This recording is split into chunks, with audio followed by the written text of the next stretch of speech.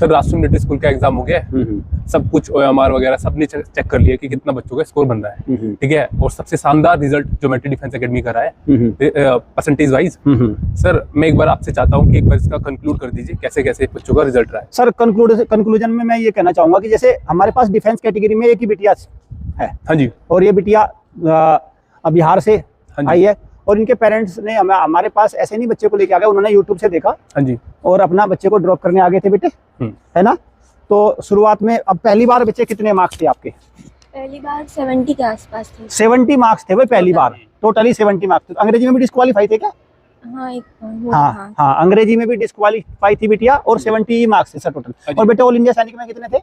170, ठीक है। तो ये मार्क्स थे। अब इस बार कितना आपने जोड़ लिया, कितने बैठ रहे हैं अंग्रेजी क्वालीफाई के बाद? 125। हाँ 125, ओबीसी कैटेगरी से आते हो, डिफेंस से, है ना। देखो भाई ये चीजें हैं। मैं एक बात कह रहा था आपसे कि एक भी बच्ची की शक्ल कोई दिखा नहीं सकता कि डिफेंस कैटेगरी में क्या हुआ।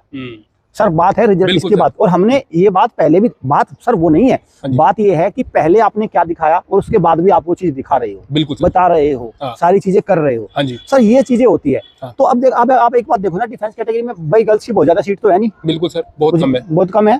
उसमें एक सिलेक्शन भी मैं कह रहा हूँ निकल जाए, बहुत बड़ी बात है। हमारे पास तो एक ही बिटिया है डिफेंस कैटेगरी से, वही सिलेक्ट हो रही है ना। तो ये सर इस तरह की अगर तैयारी हो। अच्छा बेटा अब चलो ये तो हो गया, अब सैनिक स्कूल में क्या टारगेट बना रहे हो? मैथ में कितने बने RMS में? RMS में 48। अब सैनिक स्कूल में 150 का मैथ आएगा, कितने का टारगेट है सर? 45 के तकरीबन। हाँ 45 के तकरीबन में, लेकिन ज्यादा बढ़ना पड़ेगा क्योंकि वहाँ पे और ज्यादा कंपटीशन है, ध्यान है इतना। और कमियां भी आपने देख ली होगी कि कहाँ पे क्या कमी रही है। अंग्रेजी में मैंने देखा हूँ कि आपने जहाँ आप डिस्क्वालीफाई कर रहे थे, इस बार बहुत अच्छे से आपने अंग्रेजी पास करी, तो अंग्रेजी समझ में आ रही है अब। और शुरुआत में तो हिंदी में इंस्ट्रक्शन पढ़ते थे, सारा वो डर अब चला गया।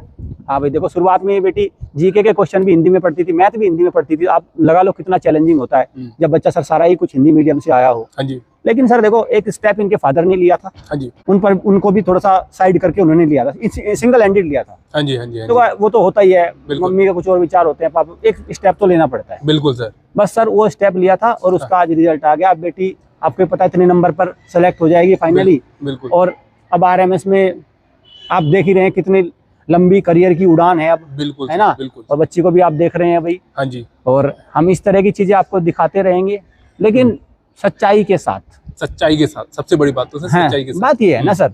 और ये जरूरी है। और तमाम जो डिफेंस कैटेगरी के पेरेंट्स हैं, जिनके जो बच्चे डिफेंस कैटेगरी से आते हैं, वो देख सकते हैं सबसे शानदार, सबसे highest percentage wise result. Sir लगभग मैं बता रहा हूँ 12 में से हमारे 8 से 9 बच्चे सिलेक्ट है। हाँ सिलेक्ट है सर, जो कि 70% के आसपास सिलेक्शन रेशो डिफेंस